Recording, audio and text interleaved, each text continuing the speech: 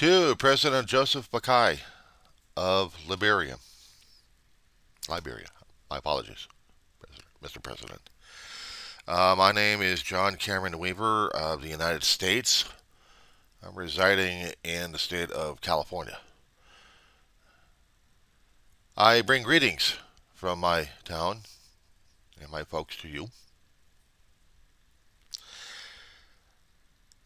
There's a lot of videos happening concerning about the visitation with our own president of our country here.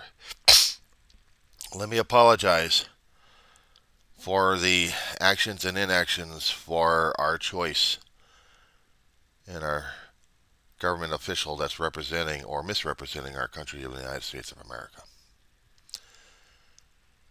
As a lot of us have been trying to analyze and overanalyze, there wasn't much of a voter turnout in the November 2024 election of who we actually really wanted in the first place.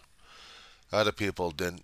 Actually, there was a lot of United States citizens who didn't trust Biden because of his age and possible um, health conditions deteriorating. So we had Vice President Kamala Harris to take over the election run for President Biden. And I guess there was a majority who still didn't feel comfortable having Harris taking over President Biden. There should have been, but there wasn't. There wasn't that much of a population vote. And because of our electoral college system, as much as I understand about the political situation here all my life, there was a small lead in several of the key states in our election system that allowed President Trump to do a second term. And how we got the embarrassment of the United States. I had to apologize to the world ever so often because of our choice for him. And the thing of it is, the Electoral College may have won him the executive office. The population vote, if we actually stayed with that instead of the Electoral College, would have never been putting him back into a second term. But it is what it is right now, and we have to make excuses and apologies for our embarrassment to the rest of the world and to ourselves. I've been trying to study up a little bit about your country and where it came from. I'm not quite sure if our esteemed leader of our world, so to speak, understands the relationship between your country and our country. And yes, I had studied U.S. history and world history in college. I also studied it when I was growing up, going through the kindergarten through 12th grade. We all were. But sometimes the knowledge is very limiting, and we have to pursue our own choices whether or not we want to advance our knowledge about world history and politics and everything else about the world. Long stories about my own past would drive people crazy. That's why I put up a YouTube channel and let people discover about what kind of a lunatic I may be. But rest assured, Mr. President, I mean no disrespect to you and your country. You guys are greatly connected to the United States in more ways than one upon discovering this information about your country's origin.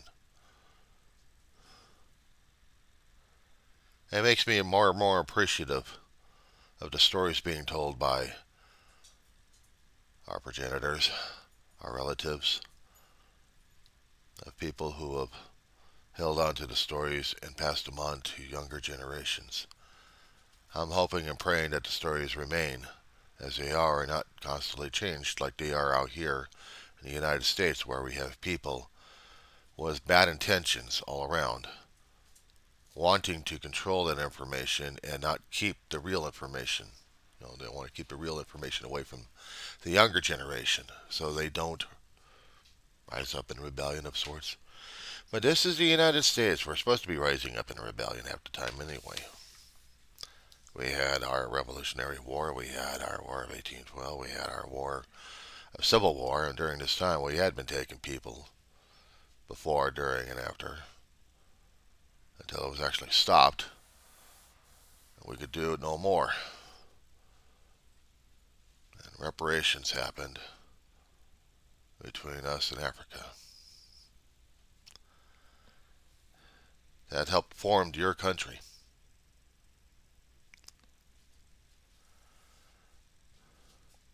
It upsets me that we don't pay enough respects to those we had caused damage to in one form or another. You have already seen through the headlines and through the news reports of what we're doing to each other right now. Extreme racism is running rampant. The disrespect that President Trump gave or tried to deliver to you concerning about you speak English very well.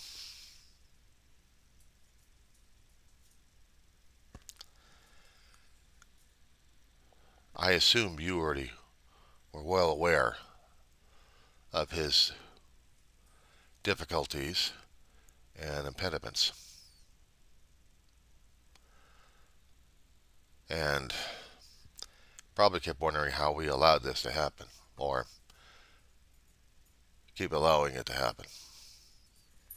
If you've also studied portions of our politics and our political system, sir, we have laws on the book, so to speak, that would have put him through an impeachment process. However, because we have racism happening throughout our government system, from the executive branch, judicial branch, and finally the legislative branch. Sorry, I'm just keeping track of my dog. My videos, I show my dog a lot. You're also well aware that we have what I call them Trumplicants, people who think and act like Trump,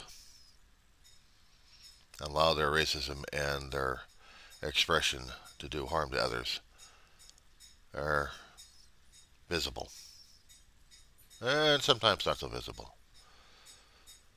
Not so visible. We've already had a federal district court try to knock down the impediments that, or should I say the detriments that he was trying to put upon us regarding birthright citizenship. Instead of granting the citizenship to people who are trying to be naturalized, we're trying to protect the children who got born. Yeah, that's a lousy way of saying things, isn't it? When they are born, as we call it, feet wet, on U.S. territory, we consider them automatic citizens in our supposedly great country. But it's disgusting enough as it is when we have these racially motivated idiots out there who want to take away that thing that's precious to everybody who know about the United States. That if you are born in our territory, you are born a United States citizen. And a long time ago, that meant something. That should have made us great right there. But we prided ourselves on our pride and our hubris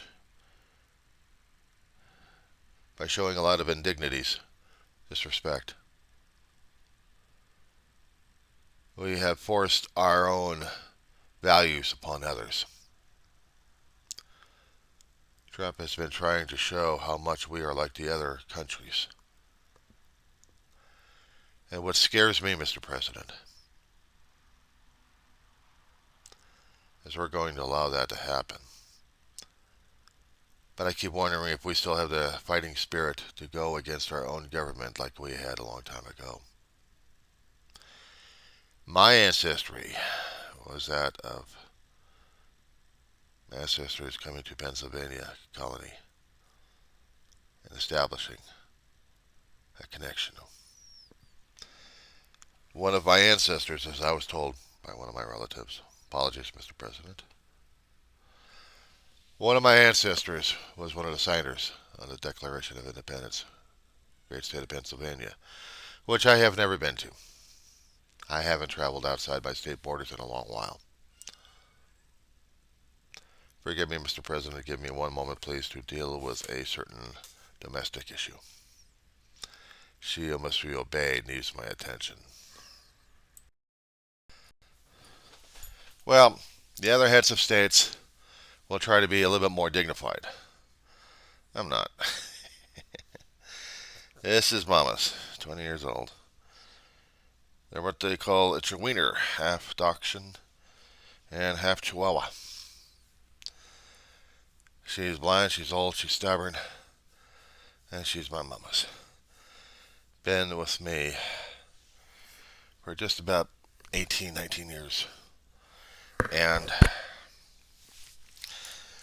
I called her mama's because when we had received her, somebody was giving her away, unfortunately. She had already given, she was about to give birth that night. And she had a puppy, Chihuahua, part Dachshund, Chihuahua, and Beagle. Yeah, a nice combination. But we couldn't keep them there long enough. We had to get them there weaned enough so they get adopted out. But she stayed and remained with the family. The cabinet that you see on my left-hand side is the remains of my family and many dogs. She's not quite there yet, at least I hope not. But I wanted to show you that even a small portion of America, there are some things we do value. Family's one of them. And dealing with a pain in the butt dog who still wants attention. Out here in California, in the region called the Antelope Valley, we're going to be cooking about 100 degrees. Well, to us it's the summertime and we are having a little bit of a heat wave. Both human and dog have an issue concerning about 100 degrees. Come on. Easy does it, girl. And she's going to fuss with me. I needed to get this information out. I needed to talk about our country. You probably already had updated information from other people. But I wondered if anybody had actually reached out to you to talk about us, about the American people, in a way, in a format that maybe they hadn't thought of. And quite frankly, even bothered to choose to do so. In an environment such as mine, I live in an apartment right next to an airbase. I live in a town of about 20,000 people, in a place called Rosamond, California. It's R-O-S-A, M as in Mary, O-N-D. If you care to do a Google map and type out Edwards Air Force Base, you'll look at the area where I live in, right next to it and outside of it on the west side of it. It's an interesting community we live here. Like all communities I have come across and still coming across one way or another, we still have that touch of darkness inside of us that doesn't exactly like the differences of strangers, but the other people, they appreciate it. I live in a complex that has differences of people, and I celebrate it. I have no issues with them because they're my neighbors. And I like getting along with my neighbors. regardless of what neighborhood of sorts we live in. Small enough community. Mr. President, if you would kind of look at the global aspect and put it upon an apartment complex of sorts. Think of the United Nations enclosed in a building, and everybody's trying to get along with each other. I try to think outside the box when it comes down to this one, Mr. President. I try to think that we have our differences in one form or fashion. But we can't have that kind of difference affect us a great deal. We all live under one roof, basically. Under one planet, so to speak.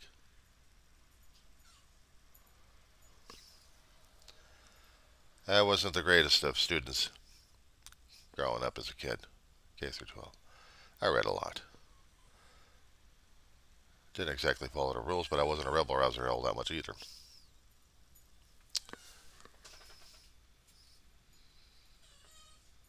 We talk about being demanding at this point. That's my dog. And if I don't pay attention to her enough, this is what happens. I suppose in one form or another, look outside the box and you'll see the differences. And who and what wants our attention the most. And who's got more of the power than you do.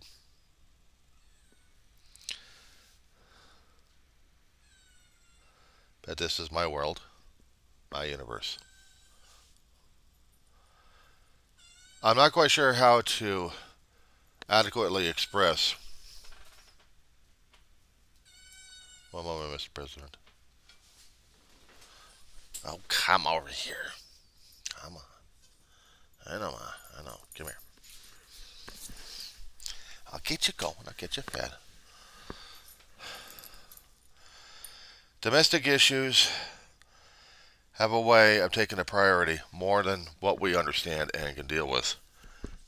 And when we also deal with the outside world knocking into our own universe, it's kind of hard to deal with the outside, even with those neighbors surrounding your territory in one form or fashion.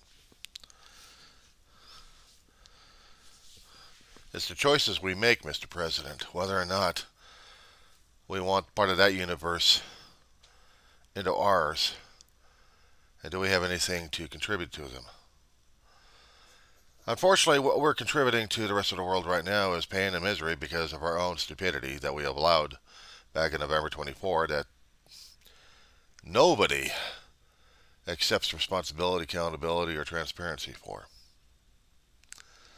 Decisions made and decisions not made had allowed the situation to happen to where we're all dealing with it. So I have to constantly make apologies for my country's behavior and mistakes. I don't have any reassurances that things will get better because I myself have no clue. I'm not a gypsy fortune teller, and if I was, maybe I would understand about how the future is going to be. But like quantum physics keeps teaching us one way or another, and I'm not hip on the latest scientific methodologies.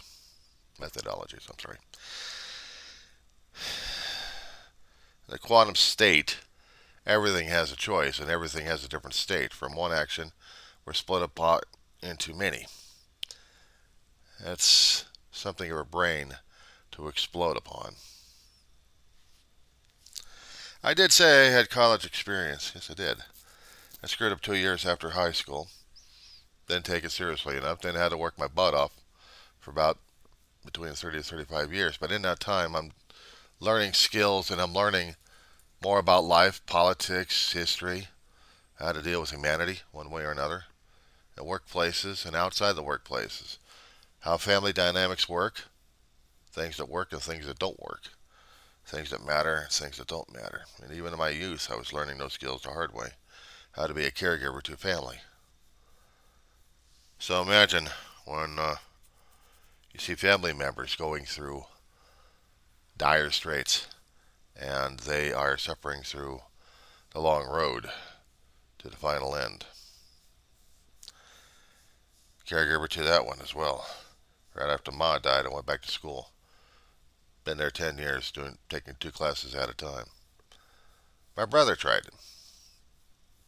He physically couldn't deal with it, literally. I've been hanging in there with the grades.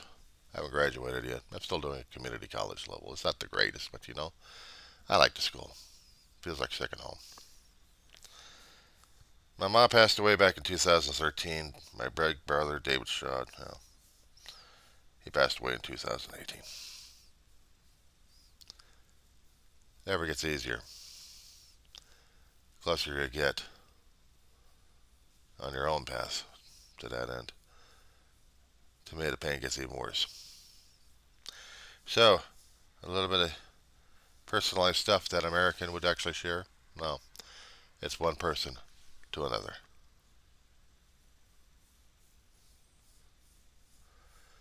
It's one person without the. What would you call your own particular title and what particular form or function would you kind of put yourself into? I mean, we all have these facades we put up, our functionalities that we have to perform. Me, I'm just a college student, disabled, one form or fashion. Long enough history and long enough videos out there on YouTube. At least on my channel anyway. And I'm dealing with life as best as I can. As much as I understand you are doing the same thing for you. Maybe some mornings, Mr. President, you can wake up in the morning and feel like you're on top of the world until you see the headlines or you see some reports coming out on your desk, and then you feel like, why the Sam hell did I had to get up in the morning in the first place? I can't deal with this. I want to call back to Ben Hyde. Yeah, me too. I know that feeling entirely. But I don't wake up to an office that I was sworn and elected into. No, I'm one of the people out there was trying to keep one guy from getting into the office and failed miserably. That's why I have to keep apologizing for it. In the situation we've got right now on how our president is being projected into the world and how he's trying to show himself to be what kind of a. Shall I do characterizations on my president? I mean, I can do wonderful insults about the gentleman in the first place. He wasn't the guy elected into office. And he is the one that's going to be leading us over a cliff. If we're not over the cliff yet and screaming our heads off as we're heading to a bottomless pit. But I'm hoping we wake up to our senses and realize this nightmare can be settled. But as I said before, if you studied our political situation and understand about the term line of succession, we are in for it because all three branches of the government are basically Trump followers, set up a long while ago. The Conservative Party is now the Trumplicant Party because we do not have any politicians, at least on the Republican side, if we can call them that, who are strong enough or have strong enough characters to go against the Trump thinking. And following the line of succession as I had, from now until the midterms, and I hope we do have a midterm, but even if we do, is it going to be rigged or not? There's a lot of things juggling around over the past 10 to 20 years concerning about that. Conspiracy theories and everything else going like crazy. This is the things we Americans have to deal with on a constant basis. We're not even sure what's the real information and what's not the real information.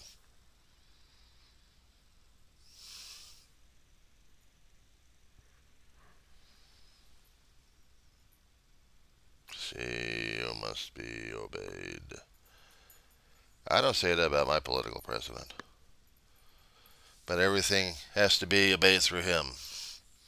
We have elected the guy and we have elected a regime.